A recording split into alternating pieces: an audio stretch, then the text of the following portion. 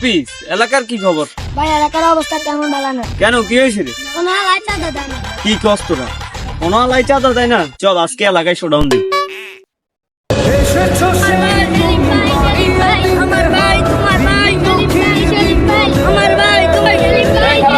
থাম চল এবারে দোকানে গিয়ে চাঁদা চাই। কি দোকান দিলাম লাভের থেকে লস একটা সিদ্ধান্ত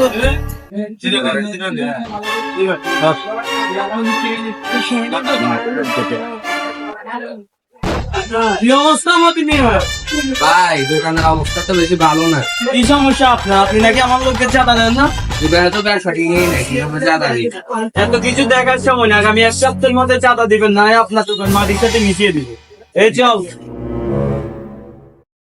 বহুত কষ্ট সাথে এবার আজকে বিল্ডিংটা উঠাতে পারছি, আল্লাহর কাছে অনেক শুকরিয়া। কিরে এত বড় বিল্ডিং কার রে? ভাই এটা মোহাম্মদ সাহেব। চল মন্নান সাহেবের সাথে দেখা করি। চলেন ভাই চল। আসসালামু আলাইকুম। ওয়ালাইকুম আসসালাম। কি অবস্থা? ভালো ভালো। এত বড় বিল্ডিং যে উঠাইলেন কই? আমাদের তো চানাচটার জন্য কিছু দিলেন না। ওইদিকে তো কোনো চলে না, চানাচটাকে একসাথে বসে। আরে ভাই এ বুঝতেছে না, এটা বুঝারে দুধ খান। চাঁদা দেন চাঁদা। কিসের চাঁদা? ভাই আমার তো কোনো টাকা না ভাই। এত কিছু বুঝি টুঝি না। চাঁদা লাগবে চাঁদা দিবেন। আপনি আর মাংস জুলুম করতেছেন, আল্লাহ কিন্তু ছাড় দেন সে জানি।